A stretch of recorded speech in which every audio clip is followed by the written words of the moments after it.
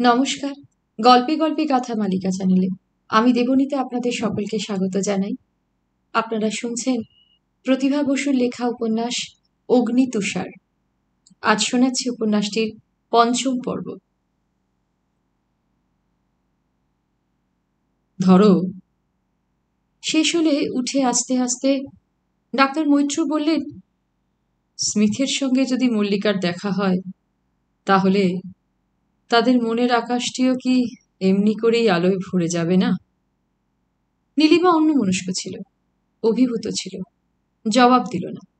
রাস্তায় এসে সত্যিকারের আকাশের দিকে তাকিয়ে আন্দাজ করতে চেষ্টা করল ওই মেকি আকাশে আর সত্য আকাশে তফাতটা কোথায়।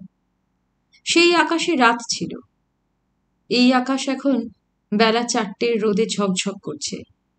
শুধু এইটুকু ছাড়া আর কিছু মনে হলো না তার। কিছুতেই সে মনে করতে পারল না এতক্ষণ ধরে যা দেখল তা মিথ্যা, তা মায়া। বিজ্ঞানের দক্ষতায় সে স্তম্ভিত না হয়ে পারল না। তারপর হঠাৎ মনে হলো, আমরা বেঁচে আছি তো। এরপরে আরো খানিকটা ঘুরল তারা, এলো আর্ট গ্যালারিতে, গেল হারলেমে, যে কোনো রেস্তোরাঁয় বসে বিকেলবেলার চা খেলো, সন্ধেবেলার ডিনার খেলো, বাড়ি ফিরল একেবারে আলো জ্বললে। বাড়ি ফিরে ডাক্তার মৈত্র বললেন, বেশ কাটলো দিনটা না? উচ্ছ্বসিত হয়ে নীলিমা বলল, খুব ভালো। খুব পরিশ্রম হলো তো? মোটেও না। তাহলে এসো, কফি খাওয়া যাক এক রাউন্ড। তৎক্ষণাৎ গ্যাস ধরালো নীলিমা, পেয়ালা সাজিয়ে নিয়ে এলো, সঙ্গে টুকটাক খাবার। ট্রেটা সেন্টার টেবিলের ওপর রেখে তাকিয়ে দেখল ডাক্তার মৈত্র এলিয়ে বসেছেন চেয়ারে, কোলের উপর একটি বই খোলা, সিগারটা ধরিয়ে রেখেছেন কিন্তু টানছেন না। শূন্য দৃষ্টিতে তাকিয়ে যেন গভীরভাবে কি ভাবছেন। নীলিমার উপস্থিতি টের পেয়ে হাসলেন একটু। নীলিমা বলল, খুব ক্লান্ত লাগছে না? ক্লান্ত কেন? না না, তাই তো মনে হচ্ছে। নড়ে চড়ে বসলেন তিনি। নীলিমার দিকে মন দিয়ে বললেন, আমার মা লক্ষ্মী দেখছি দারুণ কাজের হয়েছে। আবার কত খাবার এনেছো সঙ্গে, হ্যাঁ? নীলিমা বুঝলো তাকে সুখী করছেন কাকাবাবু। কিছু জবাব না দিয়ে কফি ঢেলে এগিয়ে দিল। চুমুক দিয়ে সত্যি খুশি হলেন তিনি। চমৎকার হয়েছে, জানো, এত ভালো কফি আমি জীবনে খাইনি। নিজেও এক কাপ ঢেলে নিল নীলিমা, হেসে বলল, তা বই কি, সত্যি বলছি, একটুও বাড়িয়ে বলছি না। আমার একটা নেপালি ছোকরা আছে, সেটা যেমনি কুড়ে তেমনি ফাঁকিবাজ। মাঝে মাঝে মতলব করলে এইসব চা কফি মন্দ বানায় না, কিন্তু বেশিরভাগ সময় কি যে কতগুলো তেতো কালো জল এনে হাজির করে। বকতে পারেন না? বকি না, ভীষণ বকি। কতদিন তাড়িয়ে দিই, যাবে না তো কি করব বল। এখন আলাদা একটা রান্নার লোক রেখে দিয়েছি, সেটি আবার দারুণ চোর। 10 টাকা বাজারে দিলে 5 টাকাই পকেটে রাখে। একেবারে চিড়িয়াখানা। একেবারে। তার চেয়ে বিয়ে করা কি সহজ ছিল না? কেউ তো পছন্দ করলো না। হাসলেন ডাক্তার মৈত্র। প্রসঙ্গান্তরে গিয়ে বললেন, এই নিয়ে কদিন তুমি আর্ট গ্যালারিতে গেলে? 3 দিন। এই মুহূর্তে তোমাকে কোন ছবিটা বেশি টানছে বলে মনে হয়? স্মিত হাসে কাকাবাবুর দিকে তাকালো নীলিমা। তার চোখের তারায় ঈষৎ দুষ্টুমির আভাস খেলে গেল। বলল, ছবি নয় কাকাবাবু, হ্রদের ভাস্কর্য। কোন মূর্তিটা বলো? সেই বিশাল চিন্তিত পুরুষটিকে এই মুহূর্তে আমি আপনার মধ্যে জীবন্ত দেখছি। ডাক্তার মৈত্র জোরে জোরে হাসলেন। কিন্তু কি এত ভাবছেন বলুন তো? হাসি মুখেই ডাক্তার মৈত্র জবাব দিলেন, অনেক গো অনেক। তুমি যেমন হ্রদার বিশাল চিন্তিত পুরুষটির কথা ভাবছ, আমি ভাবছি তার চিরন্তন বসন্তের মূর্তিটির কথা। কি আশ্চর্য না? বলতে বলতে মুগ্ধ হয়ে উঠলেন তিনি। ছেলে মানুষের মতো আনন্দ নিয়ে বললেন, সেই সঙ্গে এল গ্রেকোর টোলেডোর ছবিটি ভাবো, কি বিধুর, কি সুন্দর, কি আশ্চর্য। জানো, এ হলো সেই সন্ধে যে সন্ধ্যায় তিনি টোলেডোতে পৌঁছেছিলেন সময়টাকে এমনি করেই ধরে রাখলেন। এর সম্বন্ধে একটা গল্প আছে। ইনি নাকি ছবি আঁকার সময়টুকু ছাড়া বাকি সময় সারাক্ষণ আর কিছু না দেখে চোখে রুমাল বেঁধে রাখতেন। ভাবতে পারো কি নিষ্ঠা, কি সততা। উঠে দাঁড়ালেন ডাক্তার মৈত্র, পায়চারি করলেন, আবার বসলেন, আবার উঠলেন, সিগার ধরালেন, নিভিয়ে দিলেন। অনেকক্ষণ চুপ করে থেকে বললেন, সবকিছু থেকেই ঘুরে ফিরে আমার কেবল তোমার ওই রাসেলকেই মনে পড়ে যাচ্ছে। এই ধরনের দু একজন হতভাগ্য লোক থাকে সংসারে, যারা অকারণে কষ্ট পায়, যাদের জীবনে হতাশাই একমাত্র প্রাপ্য, যেখানে পুরুষকারের কোনো মর্যাদা থাকে না। নীলিমা তার অস্থির কাকাবাবুর দিকে তাকিয়ে তার প্রশস্ত কপালের রেখায় যেন কি খুঁজতে চেষ্টা করল। মনে মনে ভাবল, বাঙালির তুলনায় এই উল্লেখযোগ্য রকমের সুপুরুষটি কি এমন কোনো মেয়ের সান্নিধ্যে এসেছিলেন যাকে সর্বস্ব দিয়ে রাসেলের মতো করেই ভালোবেসে ব্যর্থ হয়েছিলেন? ইনিও কি সেই দু একজন হতভাগ্যেরই একজন, যাদের জীবনে পুরুষকারের কোনো মর্যাদা নেই? ডাক্তার মৈত্র হঠাৎ শান্ত হয়ে বসলেন, বেদনাবিদ্ধ গলায় বললেন, ওই মেয়েটিকে আমি চিনি। কাকে? প্রায় চমকে উঠল নীলিমা। ওই মল্লিকাকে। একসময় মল্লিকার বাবা আর আমি অন্তরঙ্গ বন্ধু ছিলাম। বালক ছিলাম তখন, সব সময় একসঙ্গে থাকতাম, একসঙ্গে খেলতাম, একসঙ্গে ঘুরতাম, একসঙ্গে নাইতে যেতাম। সেই আমাদের অখ্যাত মফস্বল শহরটির প্রান্ত ঘেঁষে বয়ে যাওয়া বুড়িগঙ্গা নদীতে। সে নদী শীতের সময় সত্যি বুড়ি হয়ে যেত, কিন্তু বর্ষায় তা বলে রূপ যৌবনের অভাব ঘটত না।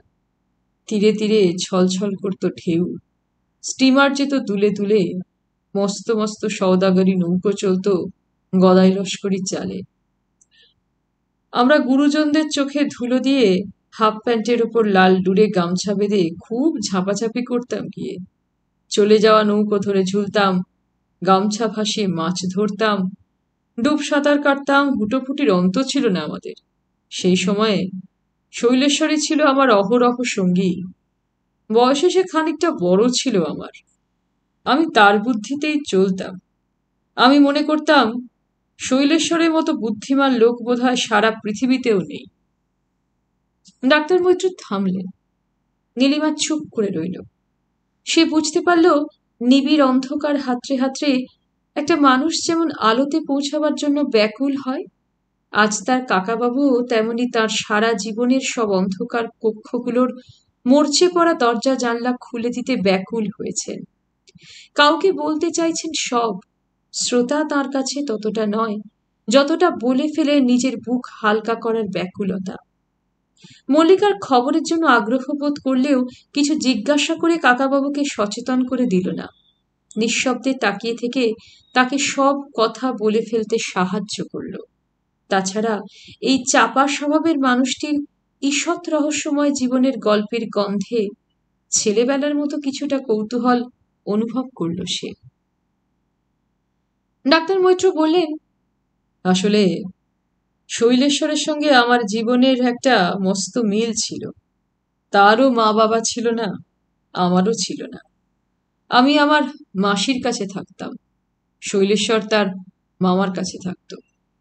তবে গোড়াতেই একটা মস্ত তফাৎ ছিল, এই যে আমি আমার নিঃসন্তান বিধবা মাসির একেবারে নয়নের মণি ছিলাম। মায়ের অভাব আমার জানা ছিল না, আর শৈলেশ্বর তার মামা বাড়িতে ছিল একটা আপদের মতো। মামা মামি দুজনেই দূর দূর করে দুটি খেতে দিতেন ব্যতীত আর কিছু নয়। শৈলেশ্বর তাদের দুচক্ষে দেখতে পারত না, আর আমি আমার মাসিকে না দেখে থাকতে পারতুম না। আমার মাসি আমাকে আদর করে ডাকতেন আমার টাট্টু ঘোড়া। বলতেন, এই টাট্টু ঘোড়াকে বাহন করেই আমি সকল দুঃখের সমুদ্র পার হয়ে এসেছি। অর্থাৎ এক কথায় শৈলেশ্বরের জীবনটা ছিল স্নেহহীন এক ধূসর মরুভূমি, আর আমি আমার মাসির মাতৃত্বের দুর্বার স্নেহধারায় সিঞ্চিত এক স্নিগ্ধ নদী। হয়তো সেই জন্যেই বড় হতে হতে দুজনের স্বভাব দুদিকে মোড় নিল। দুজন একেবারে দুই বিপরীতপন্থী হয়ে দাঁড়ালাম। শৈলেশ্বরের বালক বয়সের বুদ্ধিতে নানা রকম হীনতা প্রবেশ করেছিল। সে স্বার্থপর হয়ে উঠেছিল, নোংরা হয়ে উঠেছিল। আস্তে আস্তে স্কুলের গণ্ডি ছাড়ালাম। আমি প্রথম বিভাগে প্রথম 10 জনের একজন হয়ে পাশ করলাম। শৈলেশ্বর পাশ করল কান ঘেঁষে। প্রকৃতপক্ষে এই বিভেদটাই বোধহয় শৈলেশ্বরের মনে প্রথম ঈর্ষার বীজ বপন করেছিল আমার বিরুদ্ধে। ছেলে ভালো করে পাশ করাতে মাসির বুক ফুলে গেল। তিনি আর আমাকে মফস্বলে কলেজে ভর্তি না করে ঢাকায় নিয়ে এলেন বিজ্ঞান পড়াতে। সেখান থেকে 2 বছর পরে আইএসসিতেও যখন প্রথম বিভাগে প্রথম 10 জনের একজন হয়ে পাশ করলাম, তখন মাসি তাঁর আশাকে আরও উঁচুতে তুলে ধরলেন। ঢাকা ছেড়ে কলকাতা এলেন।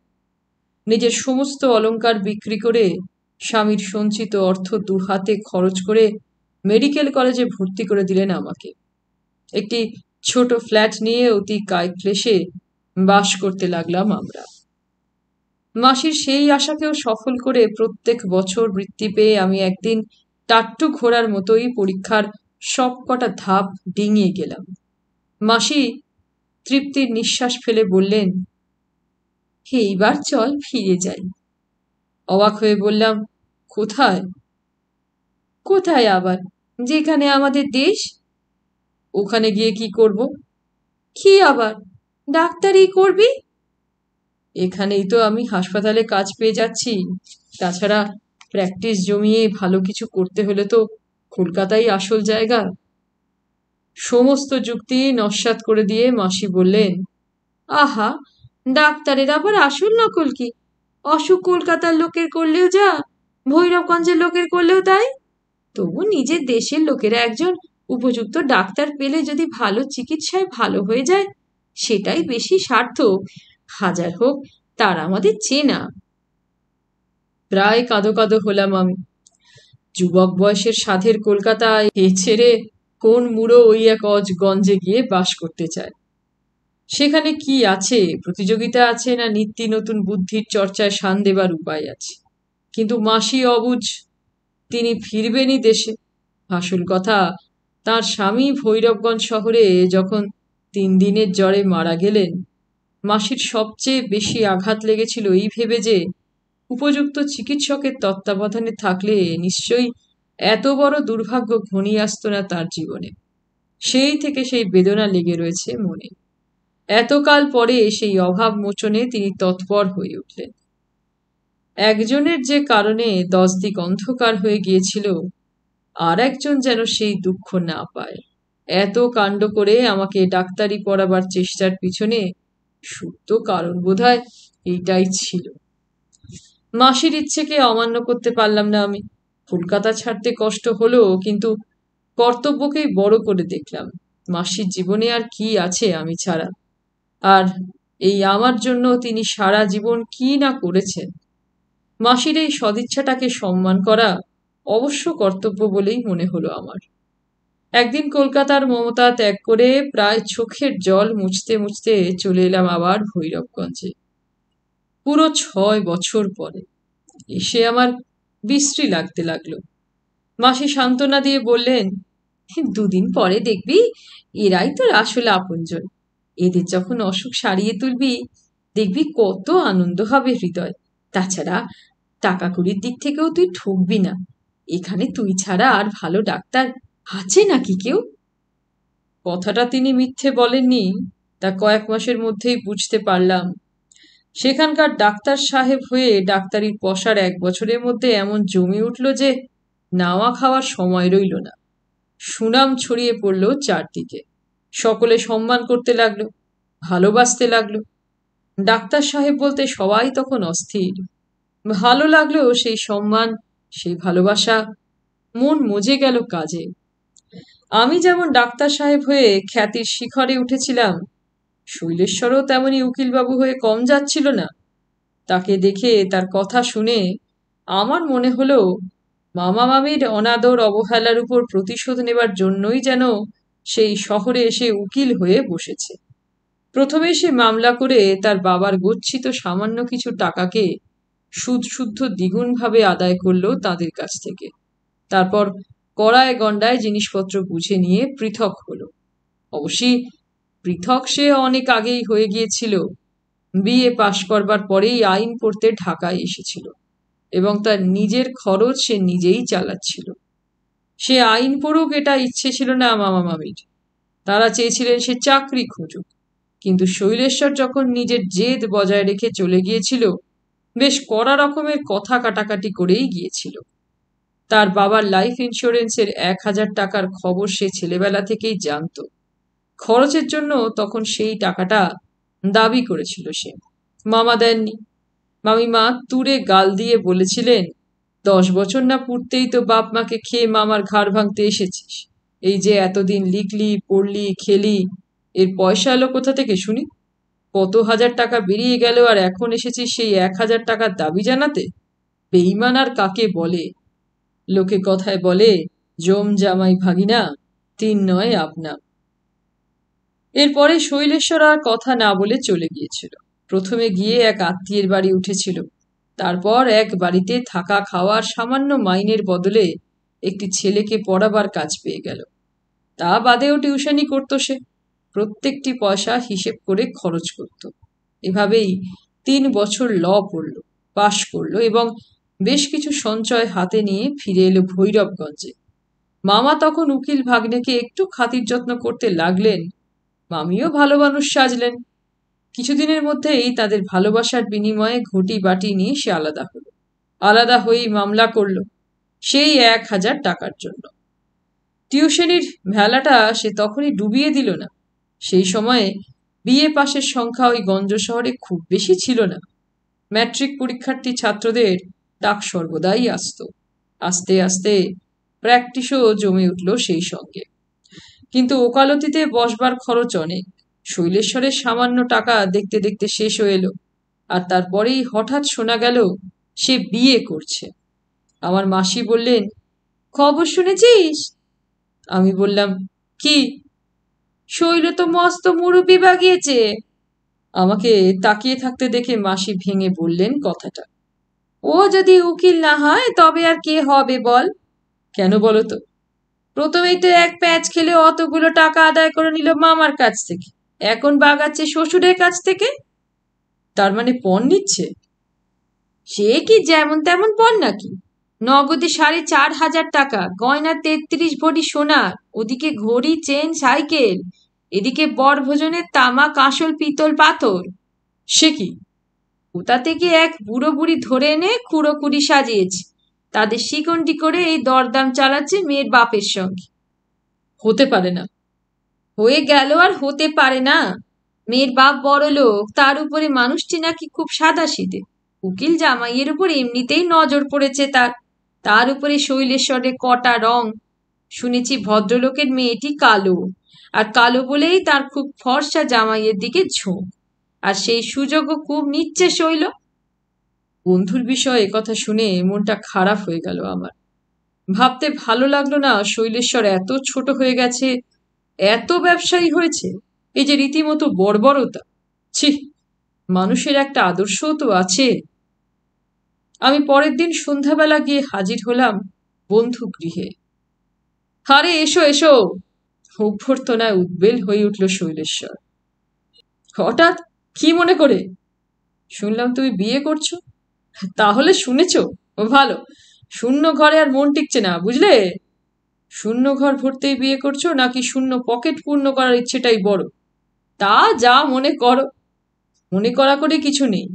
মেয়ের বাপের সঙ্গে ব্যবসাটা কতদূর চালাচ্ছ সেটা জানতেই এসেছি। ভালো করেছো।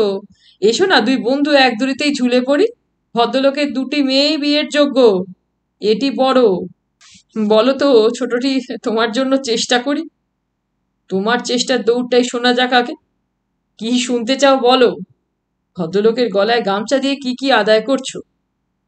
মিটমিট করে হাসলো শৈলেশ্বর।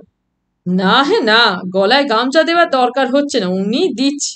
আর দিচ্ছে যদি নেব না কেন? কাকাটিকে ধরে এনেছো কোথা থেকে? ধরে আনবো কেন?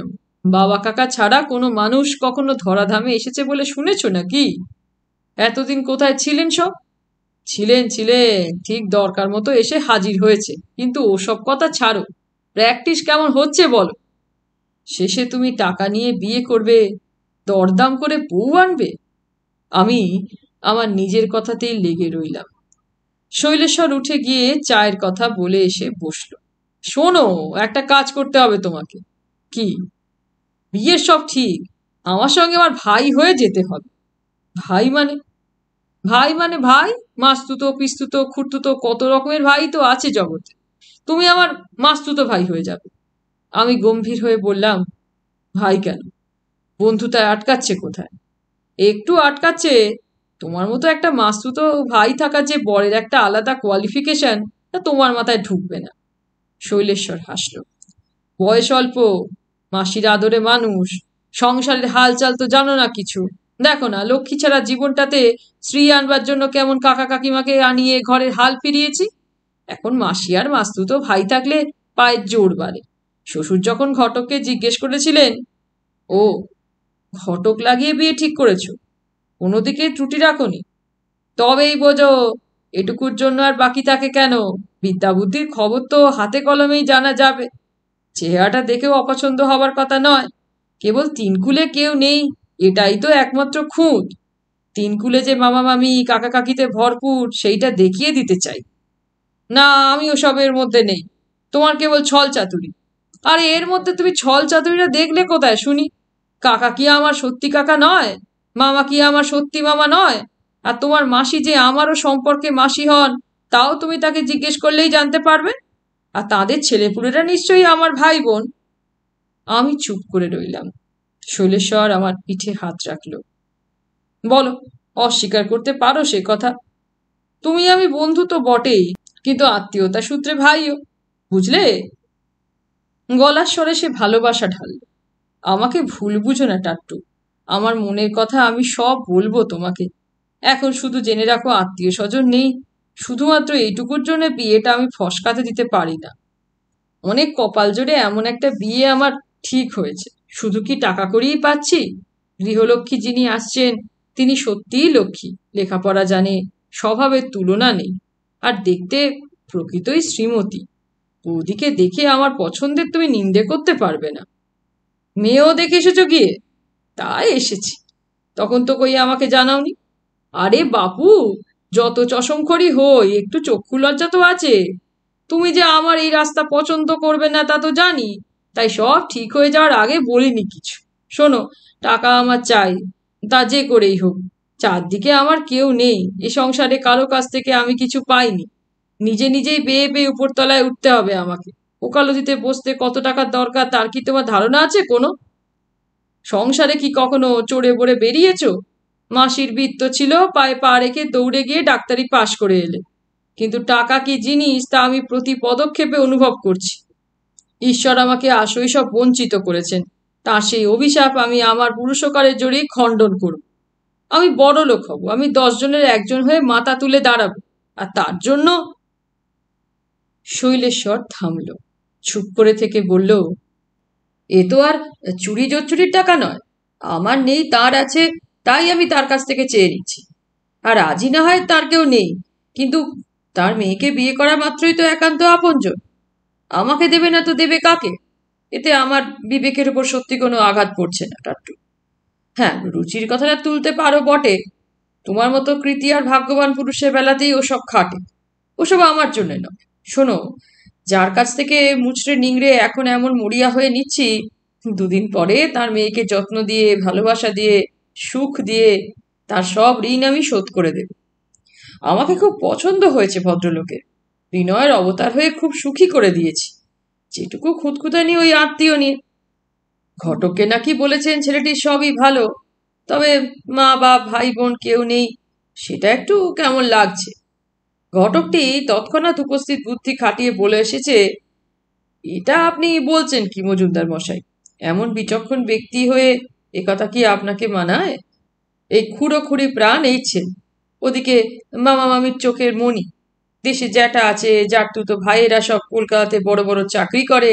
তাছাড়া ভৈরবগঞ্জের সবচেয়ে বড় ডাক্তারই তো স্বয়ং পাত্রের মাস্তুতো ভাই। এরা সব আপন ভাই বোনের অধিক। দায় দায়িত্ব নেই, অথচ স্নেহ ভালোবাসা প্রচুর।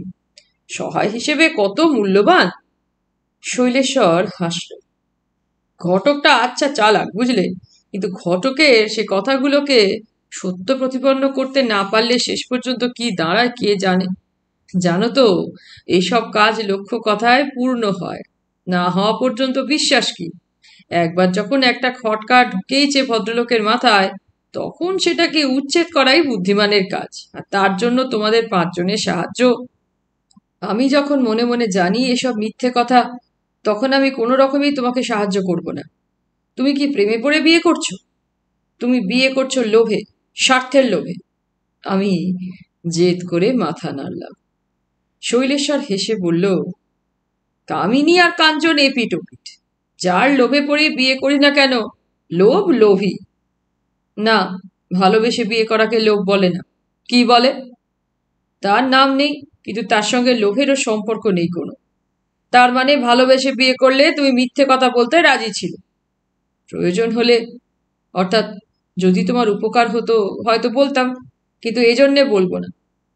কিন্তু আমি তো তোমাকে মিথ্যে বলতে বলছি না। বন্ধুকে ভাই সাজানো মিথ্যে নয়, আর ওই সব আত্মীয় স্বজন এনে ধোকা দেয়া। দেখো টাট্টু, বুদ্ধি তোমার বরাবরই কম। কোনো জিনিসই তলিয়ে দেখতে শেখোনি, কেবল আদর্শবাদের বুলি চটকেই বয়স বাড়ালে। এই কাকা কি আমার কাকা নন? দেশে কি আমার জাট্টুতো জ্যাঠামশাই তার 7 ছেলে মেয়ে নিয়ে সুখে স্বচ্ছন্দে গৃহস্থালি করছেন না? মামা মামি কি আমার অলীক কল্পনা? বলো। আমি চুপ করে রইলাম। তবে কাছে এগিয়ে এসে বসলো শৈলেশ্বর। আর এই কথাটাও জেনে নাও, তোমার মাসি আমার মার দূর সম্পর্কের পিস্তুত বোন। এবার বলো, তুমিও সেই সুবাদে আমার মাস্তুতো ভাই কিনা? আর তার মধ্যে মিথ্যেটা তুমি কোথায় দেখলে সেটাও বলো। ক্ষুব্ধ স্বরে বললুম, এদের সঙ্গে কোনোদিন তোমার কোনো সম্পর্ক ছিল না। বলতে গেলে সবাই তোমার পর, সবাই তোমার অচেনা। আরে বাপু, আত্মীয় আবার কবে আপন হয় শুনি? প্রথম জীবনে মা বাপ ভাই বোন, আর শেষ জীবনে বউ আর ছেলে মেয়ে। এছাড়া জগতে আর সবই পর, সবই অচেনা। ধরো তুমি তো সম্পর্কে সত্যিই আমার আত্মীয়, কিন্তু তোমার সঙ্গে কি আত্মীয় বলে এত ভাব? বন্ধু হিসেবেই আমরা চিরদিন পরিচিত। তোমার মাসি যে আমারও মাসি, সে খবর তো এই বুড়ো বয়সে জেনেছি। কে জানে, আগে জানলে হয়তো বন্ধুতাই হতো না। শৈলেশ্বরের যুক্তিতর্কের সঙ্গে আমি সেদিন পাল্লা দিয়ে জবাব দিতে পারিনি। অসন্তুষ্ট হৃদয়ে বাড়ি ফিরে মনটা ভার হয়েছিল। তারপর সত্যিই যখন সে বর সেজে বিয়ে করতে গেল, সকলের কাছে অম্লান বদনে ভাই বলে পরিচয় করিয়ে দিল, তখন চুপ করেই থাকতে হলো। বলবার ছিলই বা কি? কখনো বোধহয় পূর্ব বাংলায় যাওনি। জলের দেশ, শাড়ির পাড়ের মতো খাল বিল দিয়ে ঘেরা সব গ্রাম। জল আমরা ভালোবাসি, জল আমাদের প্রাণ। এখনো নদী দেখলে বুকের মধ্যে স্মৃতির বেদনা উথলে ওঠে। বিশেষত ভৈরবগঞ্জ, জল আর ডাঙা গলায় গলায়। ভৈরবগঞ্জ থেকে শৈলেশ্বরের শ্বশুরবাড়ি লাবণ্যপুর। পুরো 1.5 দিনের পথ। ধলেশ্বরী পাড়ি দিয়ে যেতে হয়। ভরা বর্ষা ছিল তখন, শ্রাবণ মাস। কদিন থেকে অনবরত বৃষ্টি পড়ছিল। তারই মধ্যে রওনা হওয়া গেল।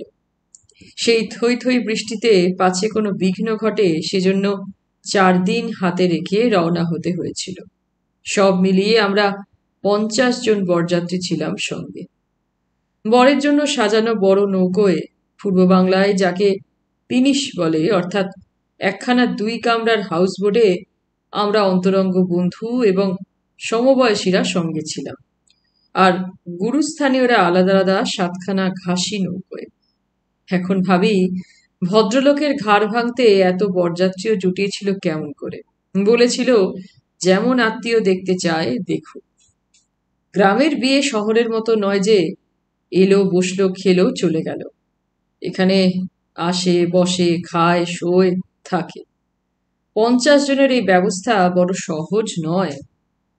বিয়ে উপলক্ষে আমার মাসিকেও শৈলেশ্বর তার নিজের মাসি হিসাবে নিজের বাড়িতে নিয়ে এসেছিল। সেধে ভেজে মামা মামিকেও নিয়ে এসেছিল। তার উপর সেই কাকা কাকি আর তাদের 8 ডজন ছেলে মেয়ে। সব মিলিয়ে শৈলেশ্বরের ছোট বাড়িখানা বেশ কোলাহল মুখর হয়ে উঠেছিল। আহ্লাদে উৎসবে নিয়মে অনুষ্ঠানে কোথাও এতটুকু নির্জন নিঃসঙ্গ লাগছিল না। কন্যাপক্ষরা বর নিতে এসে ভরপুর সংসারে স্ত্রী দেখে খুশি হয়েছিলেন। আদর যত্নের আতিশয্যও কম ছিল না। শৈলেশ্বরের শ্বশুরের একমাত্র ছেলে মল্লিকার মামা ভূপেন তখন মাত্র 19-20 বছরের সুশ্রী সুবেশ এক তরুণ যুবক মাত্র। আইএসসি পাশ করে ডাক্তারিতে ভর্তি হয়েছে। হয়তো সেই কারণেই অতি দ্রুত আমার প্রতি আকৃষ্ট হলো, আর আমারও তাকে প্রথম দর্শনেই ভালো লেগে গেল। যাবার পথটুকু তার সঙ্গ সুখে আমার সময় একেবারের জন্য একঘেয়ে লাগলো না। ধলেশ্বরী উত্তাল থাকলেও নির্দিষ্ট সময়ের মধ্যেই আমরা পাড়ি দিতে পারলাম এবং 4 দিন হাতে রাখা সময়কে ব্যর্থ করে ঠিকমতো 1.5 দিনেই পৌঁছে গেলাম। তার মানে বিয়ের 3 রাত আগেই আমাদের দলবল নিয়ে নৌকোগুলো মজুমদার বাড়ির বকুলতলার ঘাটে গিয়ে ভিড়ল। আজও আমার সেই দিনটির কথা পরিষ্কার স্পষ্ট করে মনে আছে। খুব সকালে গিয়ে পৌঁছেছিলাম। খালের ধার ভর্তি কেয়া আর গন্ধরাজের বন। বাতাস ভারী হয়েছিল সেই বর্ষার জল পাওয়া ফুটন্ত ফুলের ঘন গন্ধে। একটু চিকচিকে রোদ উঠেছিল। দুটো শালিক পরস্পরের ডানা খুঁড়ছিল সেই রোদে বসে বসে। আমি বলে উঠেছিলাম, শৈলেশ্বর, 2 শালিক। শৈলেশ্বর বলেছিল, অর্থটা কি জানো? কি? রথ দেখা এবং কলা বেচা, বরযাত্রী এবং বর। আমি মনে মনে তোমার জন্য ভাবছি কি না, শুভ লক্ষণ তো দেখলে। আমি বললাম, ইডিয়েট। সেদিনের কথা মনে আছে আমার, সব মনে আছে। এই মুহূর্তে যদি কেউ তার পরীক্ষা নেয়, আমি 1,64 বর্ণনা 1-2 করে লিখে দিতে পারি। শৈলেশ্বরের শ্বশুর শাশুড়ি, তাদের ছেলে মেয়ে, বাড়ি ঘর সব আমার দিনের আলোর মতো উজ্জ্বল হয়ে মনে আছে। আমার ঘুমন্ত যৌবনে প্রথম বাতিটি সেই বাড়িতেই জ্বলে উঠেছিল। বলতে বলতে থেমে গেলেন ডাক্তার মৈত্র। স্থির চোখে তাকিয়ে রইলেন মেঝেতে পাতা কার্পেটটার দিকে। আসলে কোনো দিকেই নয়, স্মৃতির গহনে ডুব দিলেন। সচেতন হয়ে উঠতে সময় লাগলো একটু। নীলিমা অপেক্ষা করল। তারপর আর 1 কাপ কফি এগিয়ে দিল কাকাবাবুর হাতের কাছে। কাকাবাবু চোখ ফেরালেন, ছাই ঝাড়লেন, নিঃশ্বাস নিলেন। মৃদু হেসে কফির কাপটা তুলে নিয়ে চুমুক দিলেন 2 বার। কেশে গলা পরিষ্কার করে বললেন, এটাও একটা গল্প নীলা। নীলিমা বলল, বলুন। এ গল্প তোমার গল্পের মতোই দীর্ঘ, কিন্তু গল্প বলিয়ে লোকটি তোমার মতো সুশ্রাব্য ভাষায় বলতে পারবে বলে ভরসা হচ্ছে না। গল্প বলতে গেলে শুধু তো গল্পই নয়, তার মধ্যে যে বলবে তারও কিছু দেবার থাকে, যেমন গানের সঙ্গে তান লয়। অর্থাৎ গল্পটা হলো গান, যিনি বলছেন তিনি হলেন তবলা, 2 মিলে তবে তার রস, তাই না? নীলিমা হাসল। ডাক্তার মৈত্রও হাসলেন। ঠিক, ঠিক বলেছ, একেবারে যথাযথ। এবং আরো যথাযথ কথাটি হলো এই যে আপনার গল্প এবং গল্প বলার ভঙ্গি আমার কাছে এতই মনোহর বলে মনে হচ্ছে যে শুধু তবলা আর গানের সুরই নয়, তার মধ্যে আমি তানপুরো 4টে তারের অনুরণনও শুনতে পাচ্ছি। কাকাবাবু, আপনি বলুন। এবার ডাক্তার মৈত্র জোরে জোরে হাসতে লাগলেন। একসময় শান্ত হয়ে আবার বলতে আরম্ভ করলেন, বিয়ের সমস্ত অনুষ্ঠানই শৈলেশ্বর তার শ্বশুর বাড়িতে সেরে নিল। এইসব গ্রামের বিয়েতে ফুলশয্যা পর্যন্ত সেরে আসতে হতো মেয়ের বাড়িতে, তাছাড়া উপায় ছিল না। বিয়ের পরে বাসি বিয়ে সেরে 3 দিনের রাস্তা ঠেঙিয়ে নিজের দেশে গিয়ে পৌঁছতে পৌঁছতে পথেই ফুলশয্যার রাত কেটে যেত। কাজেই 3টে অনুষ্ঠানই সেরে নিয়ে তবে রওনা হতে হতো। নিজের বাড়ি গিয়ে তারপর বউ ভাত হতো ঘটাপটা করে। এমনিতেই 3 দিন আগে এসে হাজির হয়েছি, আরো 3 দিন কাটলো, বলতে গেলে সপ্তাহটাই চলে গেল। যাবার জন্য তোড়জোড় চলছিল, কিন্তু ফুলশয্যার রাত্রেই হঠাৎ অত্যন্ত অসুস্থ হয়ে পড়লেন শৈলেশ্বরের স্ত্রী। অন্যান্য বরযাত্রীরা বাসি বিয়ে দেখেই ফিরে গিয়েছিলেন, আমাকে আটকে ছিল শৈলেশ্বর। আমাকে কিছুতেই ছাড়ল না। শৈলেশ্বরের মতো মানুষও দেখলুম একটু নার্ভাস বোধ করছে একা হয়ে যেতে। আমি যদি ডাক্তার না হতুম তাহলে স্ত্রীর অসুখের জন্য শৈলেশ্বর ফিরতে না পারলেও আমি ফিরে আসতে পারতুম। কিন্তু রোগীর বাড়ি থেকে কি চিকিৎসক ছুটি পায়? আর আমার উপর শৈলেশ্বরের অখণ্ড বিশ্বাস। ভদ্রমহিলা বেশ একটু ভুগলেন, আরও 7 দিন কাটাতে হলো। আমার পেশার পক্ষে এই অনুপস্থিতি যে হানিকর ছিল তাতে সন্দেহ নেই, কিন্তু নিরুপায়। মোট কথা নিতান্তই দৈববশত ও বাড়িতে পুরো 18 দিন কাটাতে হয়েছিল আমাকে। কিন্তু তাতে কি আমি দুঃখিত হয়েছিলাম, নাকি এই সুদীর্ঘ জীবনে আর কখনো সেই দিনগুলো আবার ফিরে এসেছিল তার সমস্ত স্বাদ আর সৌরভ নিয়ে? না, আর আসেনি। যেদিন প্রথম আমাদের নৌকো গিয়ে তাদের ঘাটে ভিড়েছিল, অভ্যর্থনা জানাবার জন্য অনেক স্ত্রী পুরুষ ভিড় করেছিল সেখানে। লাবণ্যপুরের রীতিমতো একজন গণ্যমান্য মানুষ ছিলেন শৈলেশ্বরের শ্বশুর। বেশ কিছু তালুক মুলুকের অধিকারী ছিলেন। এই তার প্রথম সন্তান। খরচ করেছিলেন প্রচুর। বাজি, বন্দুক, বাদ্য ভাণ্ড কিছুরই অভাব ছিল না। ঢাকা থেকে গোড়ার বাজরা এনেছিলেন। সিঁদুরপটি থেকে বিখ্যাত সানাইবাদক এনেছিলেন। হাসারা থেকে খোঁড়া ঢাকিকে নিয়ে এসেছিলেন অনেক টাকা দিয়ে। দাসপাড়া থেকে টিকারা এসেছিল। সে এক ব্যাপার। এখন এসব তোমরা কল্পনাও করতে পারবে না, কি জাঁক জমক। বর গিয়ে পৌঁছনো মাত্র মেয়েদের শাঁখ, উলু, বিলেতি জগজম্প, দিশি, ঢাক, সানাই, ব্যাকপাইপ সব একসঙ্গে শব্দ করে উঠল। অদ্ভুত একটা আবহাওয়া তৈরি হয়ে গেল মুহূর্তে। আর সেই মুহূর্তে আমি তাকে দেখলুম, মল্লিকার মাসিকে, শৈলেশ্বরের স্ত্রীর ছোট বোনকে। আমার সঙ্গে চোখাচোখি হলো তার। খয়েরি রঙের জরির বুটি তোলা ঢাকায় শাড়ি পরেছিল। লম্বা চুলের মোটা বেনিটা মালা জড়িয়ে এলিয়েছিল পিঠে। কানে হীরের দুল, গলায় পাথরের হার। কানে হীরের দুল, গলায় পাথরের হার, হাতে মোটা বালা, চোখে মুখে খুশির দুতি। গাল ফুলিয়ে শাঁখে ফুঁ দিতে গিয়েই আমার দিকে চোখ পড়ল তার। বুক চিরে দিয়ে বিদ্যুৎ বয়ে গেল। এক পলকেই হয়ে গেল যা হবার। আরক্ত হয়ে মুখের কাছ থেকে শাঁখ নামিয়ে কোথায় মিশে গেল ভিড়ের মধ্যে। নিয়ম ছিল যতক্ষণ না বিয়ের জন্য নামানো হবে ততক্ষণ মেয়ের বাড়ির মাটিতে পা রাখবে না বর। সুতরাং 3 দিন হয় সে নৌকোতেই থাকবে, নয়তো আলাদা বাড়িতে, যা তার ইচ্ছে। পাশের ঘাটেই আলাদা একটি বাড়ির বন্দোবস্ত হয়েছে সেজন্য। অবশ্যই বরযাত্রীরাও সেখানেই থাকবে, খাবে এসে এখানে। বরের খাবার আলাদা যাবে। বরযাত্রীরা আবদার ধরলেন আমাদের খাবারও যেন সেখানেই পাঠানো হয়। বিয়ের আগে আমরাও কন্যার বাড়িতে বসে ভোজন করব না। তাই সই। নৌকো ঘুরে গিয়ে সেই ঘাটেই থামল। মহিলারা বরণডালা নিয়ে এসে বর তুললেন। ভদ্রলোকেরা হাত জোড় করে বরযাত্রীদের মন জোগাবার জন্য দাঁড়িয়ে রইলেন। ভূপেন বলল, আপনি কিন্তু আমার সঙ্গে বাড়ির ভিতরে যাবেন। তারপরেই ঠাট্টা করল, নাকি আপনিও বিয়ের আগে পা দেবেন না? আমি হেসে তার কাঁধে হাত রেখে বললাম, চলো, এখানে এত লোকের মধ্যে থাকতে আমার দম বন্ধ হয়ে যাবে। ভূপেন খুব খুশি। আদর আপ্যায়নের এক ফোঁটা ত্রুটি হলো না। কেটলি ভর্তি চা এলো, থরে থরে খাবার এলো, এটা খান ওটা খান বলার জন্য লোক এলো। এলো পান, তামাক, সিগারেট, ফুলের মালা, এলাহি কাণ্ড কারখানা। আমি ভূপেনের সঙ্গে তাদের অন্দরে এসে ঢুকলাম। সকলের সঙ্গে আলাপ হলো।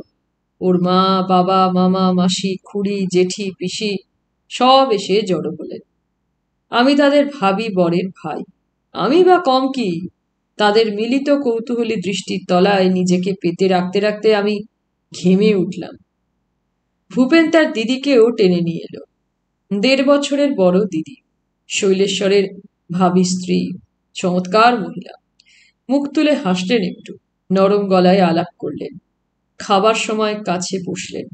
এত ভালো লাগলো, আমি মুগ্ধ হয়ে গেলাম। সেই সময়ের পক্ষে রীতিমতো শিক্ষিত ছিলেন তিনি। ঢাকা শহরের বিখ্যাত ইডেন স্কুলের ছাত্রী। সেখান থেকেই ম্যাট্রিক পাশ করেছিলেন। বোর্ডিংয়ে বাস করেই স্বদেশী আন্দোলনের মেয়ে পান্ডা হয়ে উঠেছিলেন।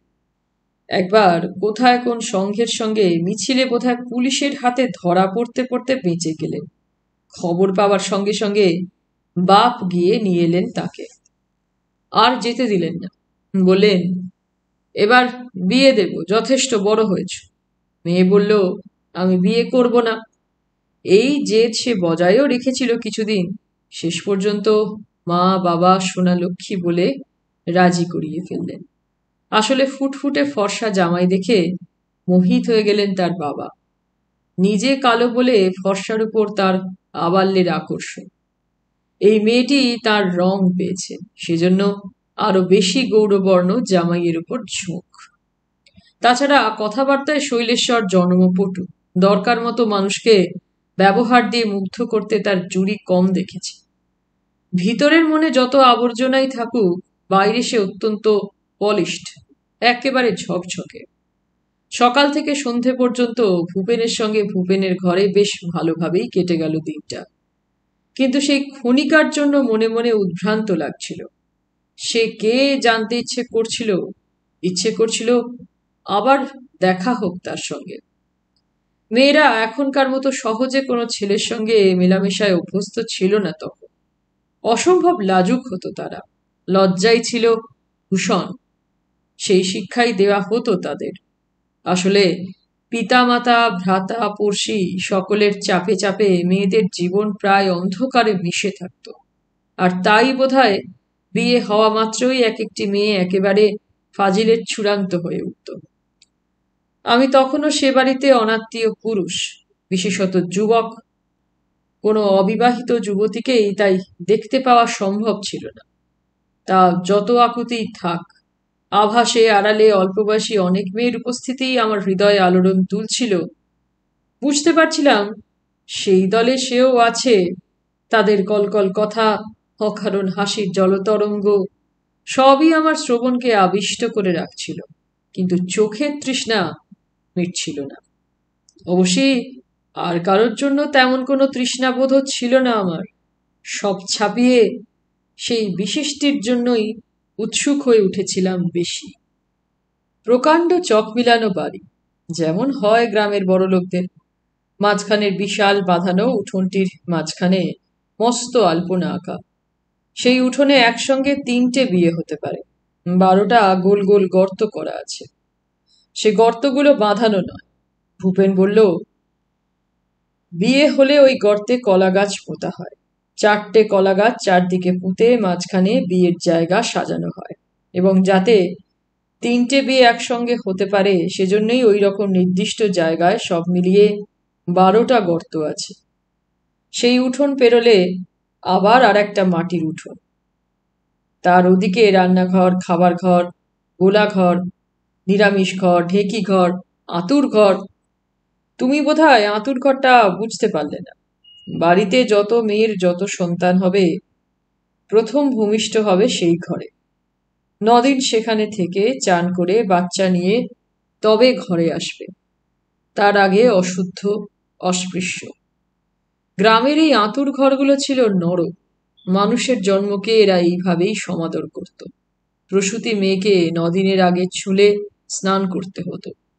পুরো 1 মাস তাকে কোনো শুদ্ধ কাজে যোগ দিতে দেওয়া হতো না।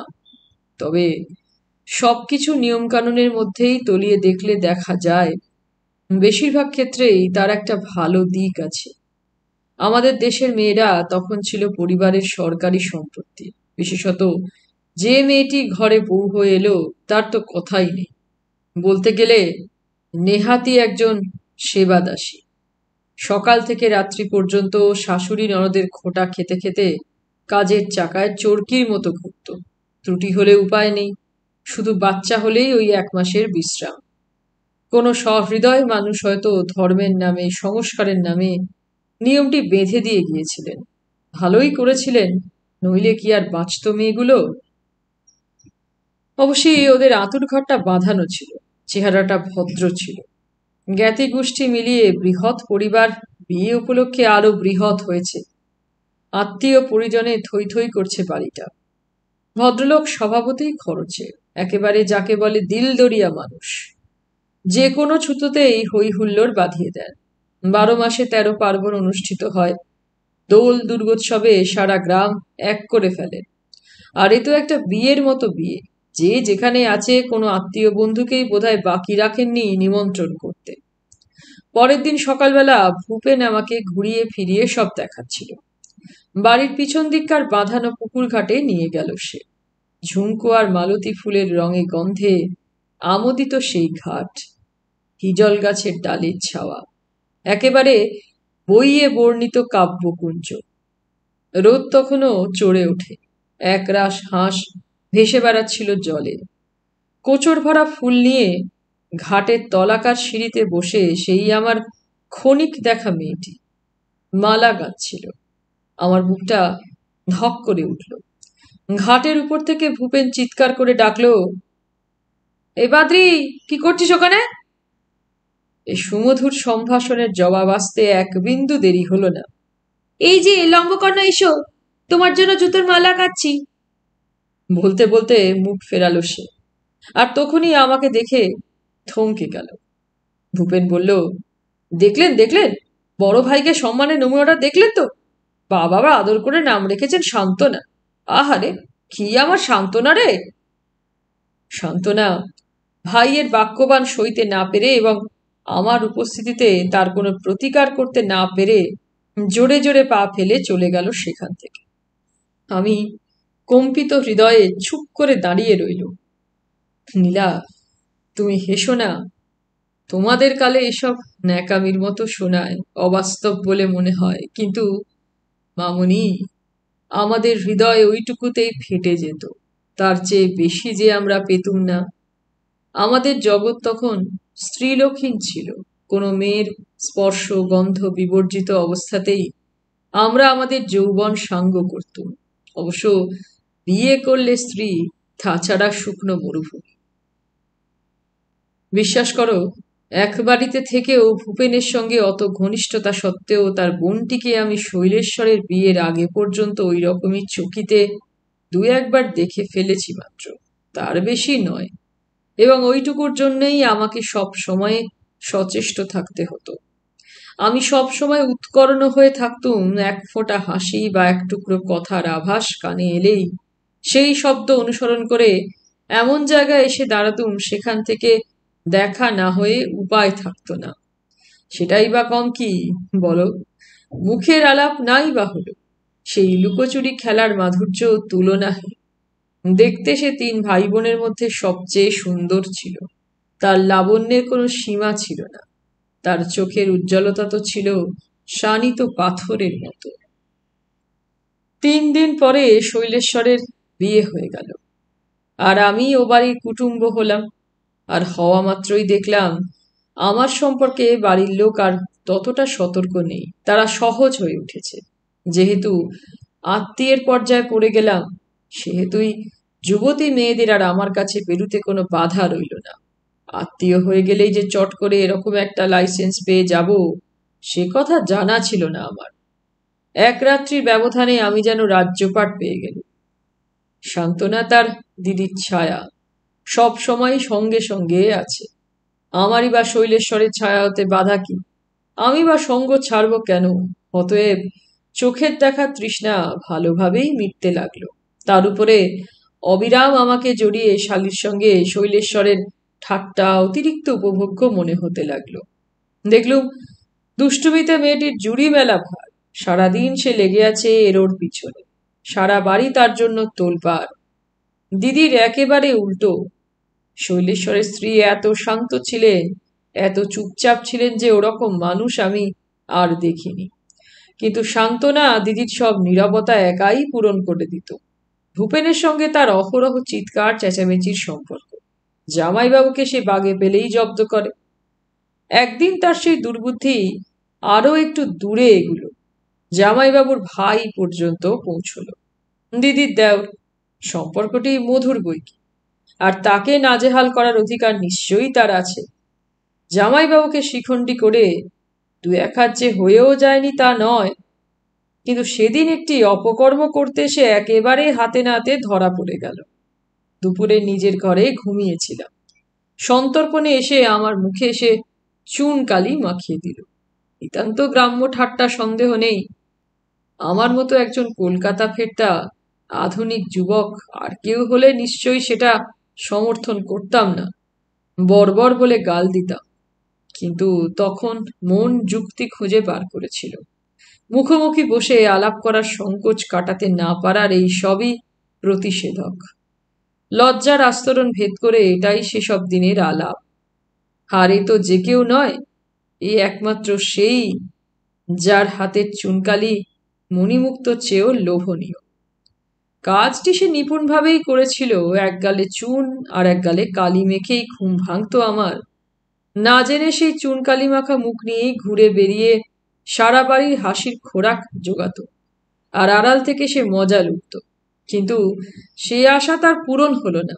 দ্রুত পালিয়ে যাওয়ার জন্য পা বাড়াতেই কি একটা পড়ে গেল ধাক্কা লেগে, আর সেই শব্দেই আমি চোখ মেলে তাকালুম।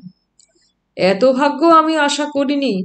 হয়তো মুহূর্তের জন্য বিহ্বল হয়েছিলাম, কিন্তু পরক্ষণেই উদ্দেশ্যটা অনুমান করে নিতে পারল। তড়িৎ বেগে উঠে পালাবার আগেই ধরে ফেললাম চোর।